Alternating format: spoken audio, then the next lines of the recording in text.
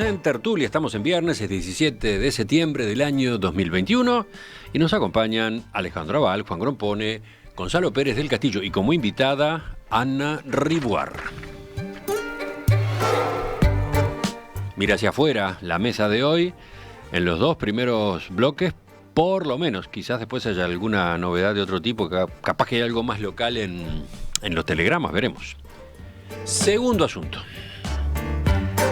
5 países centroamericanos están celebrando esta semana el bicentenario de su independencia. Concretamente, el miércoles 15 se cumplieron 200 años de la firma del Acta de Independencia de Centroamérica, que puso fin al dominio colonial español en la región y dio origen a los actuales estados de Guatemala, Honduras, El Salvador, Nicaragua y Costa Rica. ¿Sabían que había sido así la cosa? ¿Recordaban ese origen? A diferencia de los demás países americanos, el proceso independentista fue relativamente pacífico. La independencia de estas 5 naciones fue impulsada por las propias autoridades coloniales, descontentas con la corona española, y una junta de notables compuesta por líderes religiosos y criollos ilustrados. Entonces, tomando esta fecha como excusa, les pregunto, porque sé que ustedes querían discutir esto, ¿cómo ven la situación política y social en aquella región? ¿Hay consideraciones más generales que puedan hacer a propósito de lo que está pasando allá? Gonzalo, vas tú primero. Sí, como yo he dicho en otras tertulias ya, cuando yo veo todas estas celebraciones de la independencia, francamente uno se pregunta qué es lo que estamos celebrando, ¿no? Porque no fue una historia exitosa y sigue sin serlo. Yo voy a retomar un poco un tema al cual Ana hacía una referencia así un poco elíptica, porque creo que tiene mucho que ver con esto. La independencia de estos países se hace sobre el tema de incentivados por todo el pensamiento de la Ilustración, por la Revolución Francesa, por la Revolución Americana. Se quieren instaurar repúblicas, y después de 200 años, y esto nos lleva al tema anterior también, ¿qué es lo que vemos en Centroamérica hoy día? Desigualdad, corrupción, violencia, pobreza, racismo, represión. Es decir, los sistemas democráticos que se han impuesto y que han tenido todo tipo de percances a lo largo de la historia de las repúblicas centroamericanas, y de eso sé bastante porque viví unos años ahí, no han funcionado y siguen sin funcionar. Si nosotros, después en una segunda intervención, si hay tiempo, lo puedo tomar país por país, lo espantosamente mal que está funcionando, y con la excepción de Costa Rica. Un desastre. Y volvemos a lo que decíamos anteriormente. ¿Qué significa tener una república que llamamos democrática si no es capaz de dar los resultados que la democracia debería dar? Porque la democracia es el gobierno del pueblo, es lo que le da a cada ciudadano la posibilidad de votar y elegir cómo quiere ser gobernado. Y esto evidentemente no está funcionando. Hay algo que está fallando, evidentemente, no en la gente, sino en las instituciones de la democracia, que de alguna manera u otra se corrompen, se utilizan para fines personales, como se puede ver en estos países. Y volvemos al mismo. Es decir, es un régimen que teóricamente sí nace con la Ilustración y con unas ideas libertarias fantásticas, y después termina dando estos pésimos resultados porque no cuidamos lo que es la esencia de estas democracias y de sus instituciones y cómo deberían funcionar. Juan, ¿eras tú el que seguía? No sé. No sé, bueno, dice que no sabe. Bueno, sigo. Un poco más fuerte, ¿sabes que te estamos escuchando bien, pero bajo? A ver. La independencia de Centroamérica fue consecuencia, entre otras cosas, de la inacción de México, es decir, de la Nueva España. Nueva España era un territorio gigantesco, difícil de gobernar y difícil de gobernar para las autoridades españolas. Y por eso hizo que ese territorio perdiera tierras tanto al norte como al sur. Al norte, ocupadas por Estados Unidos, es decir, buena parte del sur de los Estados Unidos era de la Nueva España, conserva los nombres españoles y todo. Y bueno, y con América Central pasó al revés, es decir, también todo eso era dominio de la Nueva España y era un territorio increíblemente difícil de gobernar. Inclusive hubo una república que no llegó a formarse, que fue la de Yucatán. Yucatán tuvo una rebelión independentista que fue sofocada. Es decir, que en definitiva también la fragmentación hubiera sido todavía más grande. Es decir, Guatemala posiblemente hubiera tenido otra república al lado en Yucatán. Ahora, el problema es común a toda América Latina. Y el problema es lo de siempre, es la independencia de las colonias y la imposibilidad de hacer una revolución capitalista correcta. Es decir, España, digamos, entregó un mundo que era una mezcla muy, muy curiosa de muchas cosas, de sociedades esclavistas, feudales, capitalistas. Es decir, era una ensalada que no se terminaba de acomodar. Y las regiones de la América Latina fueron una y otra vez incapaces de construir una sociedad moderna, es decir, una sociedad capitalista.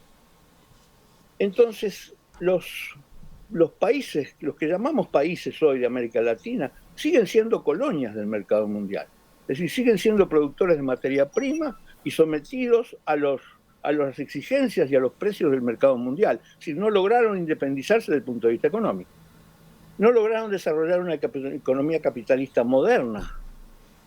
Y por lo tanto, la democracia, que es una consecuencia y una creación del capitalismo, no ocurre. Es decir, hasta que no haya una sociedad capitalista que funcione como tal, no va a haber una democracia que funcione como tal, porque son estrechamente vinculadas una y otra. Es decir, y voy a repetir una cosa que seguramente va a ofender a todos, porque la democracia es una creación del capitalismo. Bueno, y creo que el mejor ejemplo de todos es Cuba. Cuba que siguió un camino completamente distinto, inclusive llegó a ser una revolución socialista, no pudo ocultar su vocación de ser productor de azúcar. Es decir, una y otra vez Fidel Castro decía que Cuba estaba destinado a ser el proveedor de azúcar del mundo. La zafra de los 10 millones que intentó hacia el fin de los 70 fue el más gigantesco fracaso de lo posible. Bueno, y además, no solo eso, sino que el desconocimiento de Fidel Castro y de todo su grupo gobernante de Cuba, de la historia de las islas azucareras del Caribe, eso es increíble. Es decir, porque las islas azucareras del Caribe se agotaban. Es decir, hay montones de ejemplos. Es decir, los colonizadores franceses, ingleses y holandeses se apoderaban de una isla del Caribe, producían azúcar hasta el momento que la tierra no daba más y luego la abandonaban. Es decir, esa era la historia del Caribe y esa es la historia de Cuba. Es decir, Cuba ya no puede producir azúcar.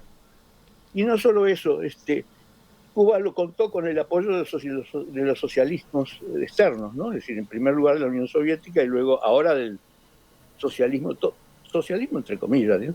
de Venezuela.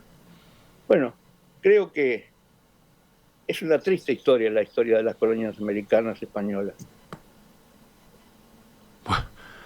A ver quién levanta, después de semejante intervención, quién levanta la mano, quién sigue. Cuesta. A ver, Alejandro. Quería agregar a lo que decía Gonzalo de las excepciones. Quizás ahora también pueda contarse a Panamá, pero bueno. Pero la historia que mencionaba Gonzalo, y bueno, también Juan en muy buena parte, es complejísima, porque todo ese gobierno español que estaba dividido entre México y Guatemala, derivó en una cantidad de problemas que son dificilísimos de ser resumidos, por no decir casi imposible. Intentaron hacer de todo, intentaron hacer hasta una confederación que por supuesto, bueno, en realidad no funcionó.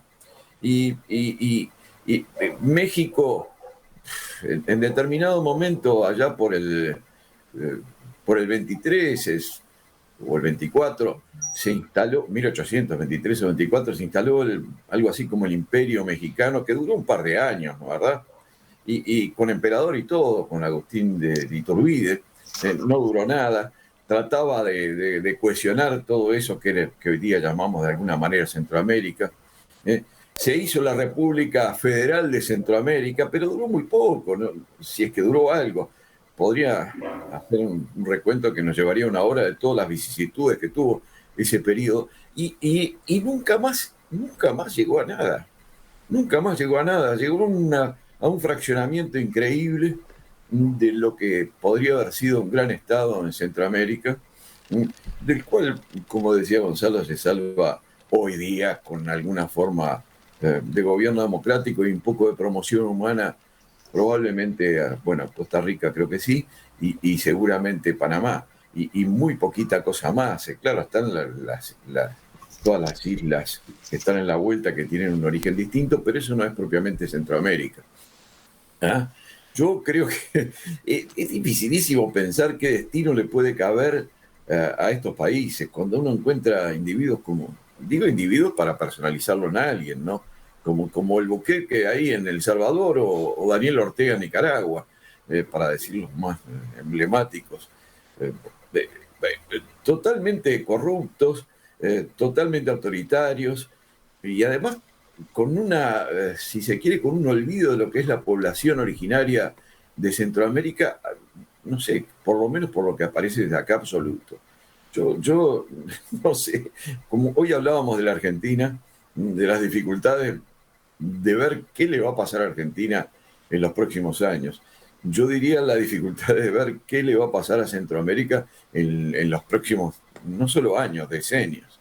Los noto. Con una situación tan horrible como la que uno le ve desde ahora, sobre todo en algunos países como Nicaragua y naturalmente El Salvador en muy buena medida. Los noto muy críticos, los noto muy pesimistas en los dos temas que hemos estado tratando.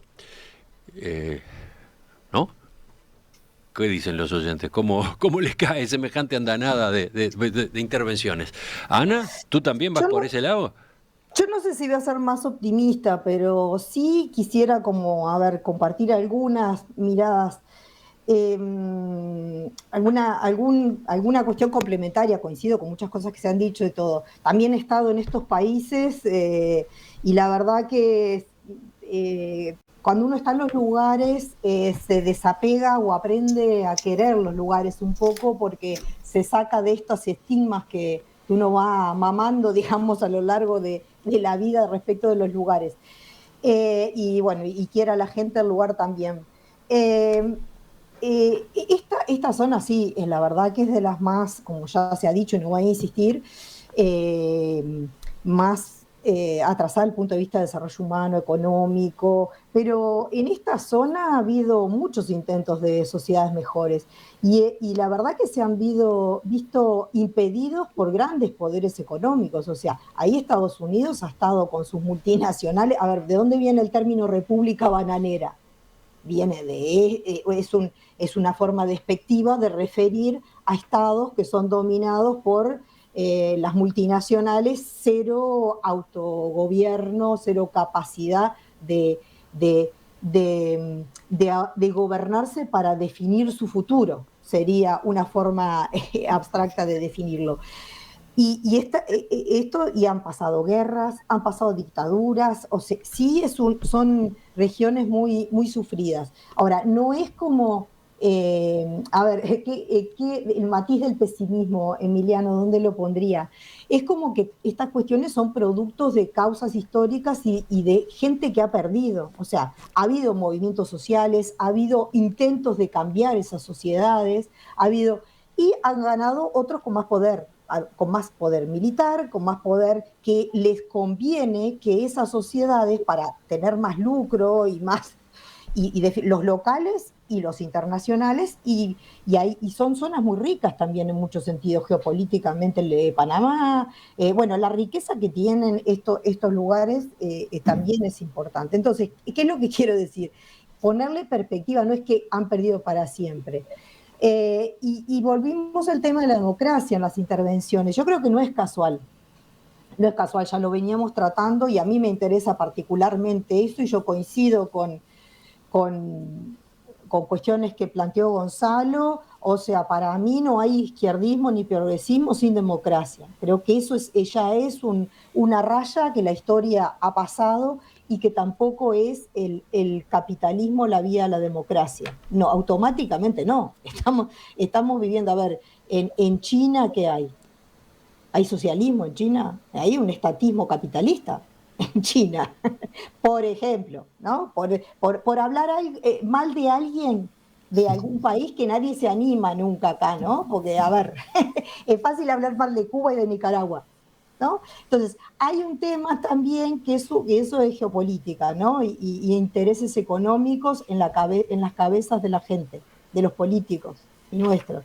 Entonces, yo lo que me parece acá, y vuelvo a rescatar esto, que es en estas sociedades hay mucha gente, y por suerte siempre en la historia de la humanidad hubo gente que defiende la justicia, que quiere sociedades mejores, y Alejandro hablaba de Nicaragua y de... Sí, horrible, ¿no? Es nefasto lo que está pasando ahí, pero en Guatemala no está mucho mejor, tiene menos prensa, pero matan niñas violadas, hay un autoritarismo y unas dificultades democráticas tremendas. En Panamá, que lo mencionaste como referencia, otro lugar, le habrán mejorado mucho el PBI. También sabemos cómo, ¿no? Uno va a pasear a Panamá y están los rascacielos estos vacíos. O sea, eso es lavado de todas partes, los Panama Papers, o sea.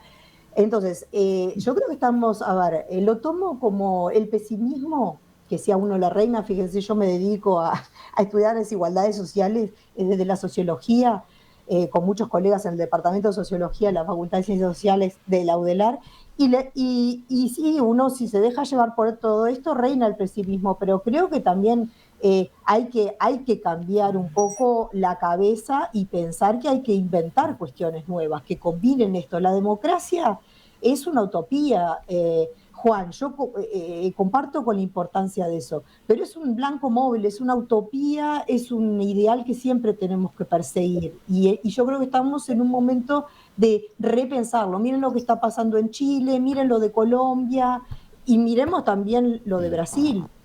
Nos queda muy poquito tiempo. Breves intervenciones de Gonzalo. Sí. Juan. Yo quiero aclarar. Yo creo que sí, es cierto, capitalismo y democracia. Juan los pone de una manera como si fueran idénticos. Yo lo que sí yo estoy de acuerdo y quiero aclarar es que lo que ha demostrado ser el único modo de producción económico que ha demostrado ser compatible con la democracia como sistema político, ha sido el capitalismo. Eso es así.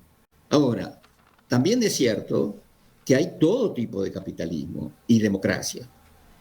Las combinaciones son muchas, porque no es lo mismo el capitalismo americano que el capitalismo sueco, que el francés, que el uruguayo o que el haitiano. Dan combinaciones muy distintas, algunas de las cuales para mí han sido ejemplares en términos de promover el desarrollo humano de esos pueblos, y otras han sido terribles.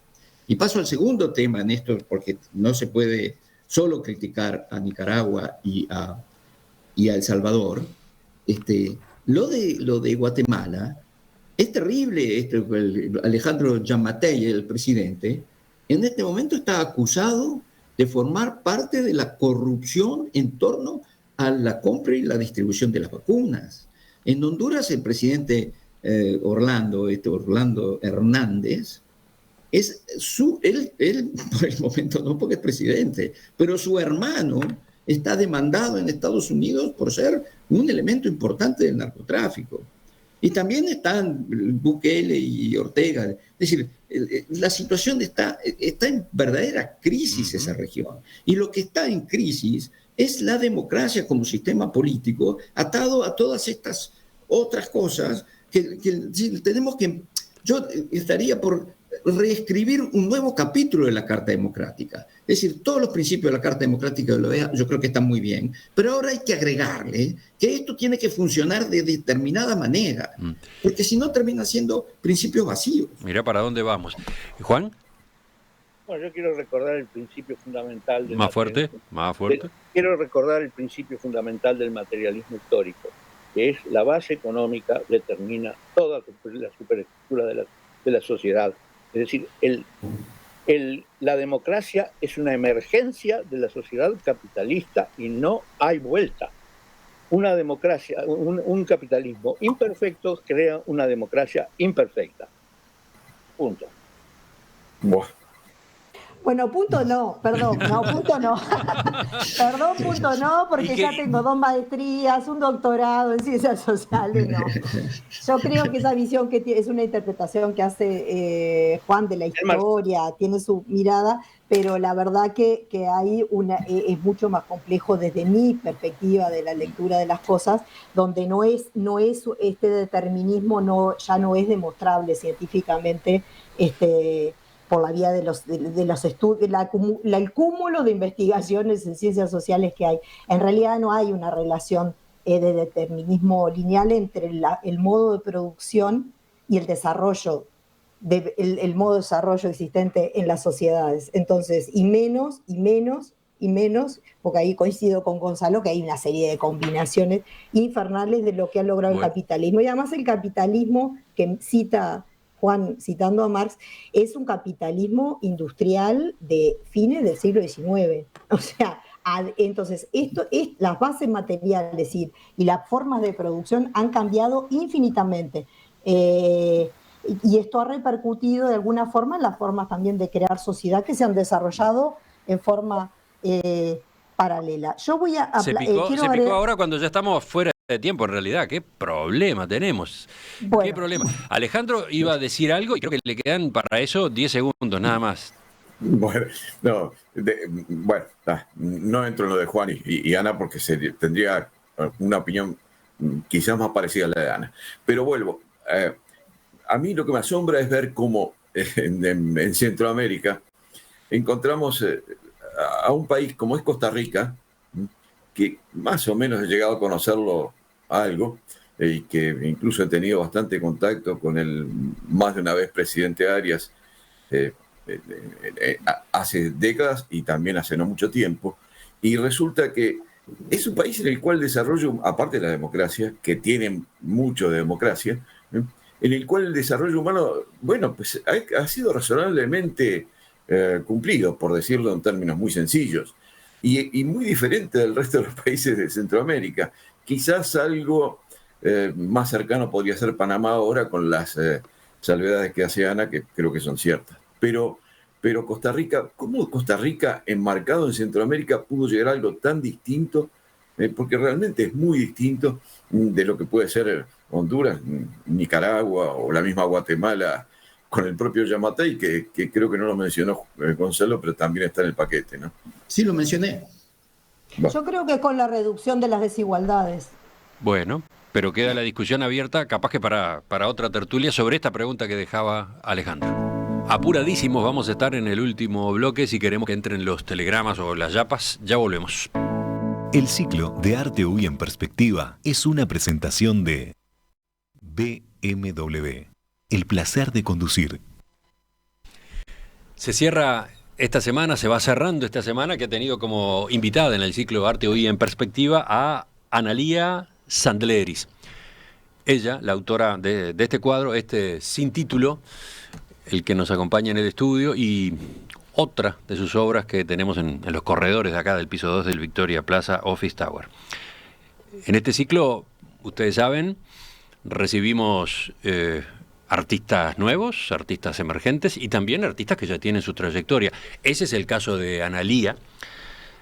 En la entrevista con Fernando Medina este miércoles en La Conversación, ella contó cómo empezó su contacto con lo artístico, muy chica, a partir del taller que tenía su abuela. Pero justamente, bueno, teniendo en cuenta que estamos ante una firma, una autora con un buen recorrido ya, con su trayectoria hecha, interesa en particular saber qué piensa ella, qué es el arte, qué son las artes. ¿Daba alguna respuesta en ese sentido?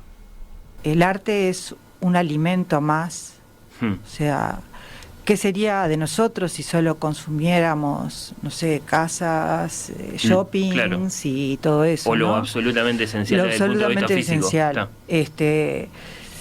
Es un alimento para el alma, es sin lugar a dudas que acercarte te da otra capacidad de observación. Es más, yo creo que hay que incentivar lo que es la frecuentación en el arte. Gran parte de la educación en el arte es el frecuentar, que es algo que no se estimula. El frecuentar exposiciones, ¿no? El hecho de ir y de ver y de tomar contacto con el arte. Te abre, el arte es otro mundo, te abre otros canales y vos tenés un encuentro con la sensibilidad, desde la sensibilidad. Bien. Desde otros planos de la percepción, que no es lo mismo que cuando vos vas a consumir otra cosa. Aparte hay muchas cosas que se abordan de distintas maneras. La obra muchas veces, uno ve la misma obra, uno un día la ve de una manera, al día siguiente la ves de otra manera, o sea, se genera un diálogo. Cada encuentro con una obra de arte puede ser único. La entrevista completa, la charla de Fernando Medina con Analía Sandleris, está disponible en nuestro sitio web, radiomundo.uy, está en audio, está en video también, y allí ustedes pueden acceder a un buen muestrario de las líneas de trabajo de Analía. Por supuesto que también está la invitación a recorrer nuestra cuenta en Instagram, la de En Perspectiva, donde siempre ponemos varios ejemplos del nombre de la semana.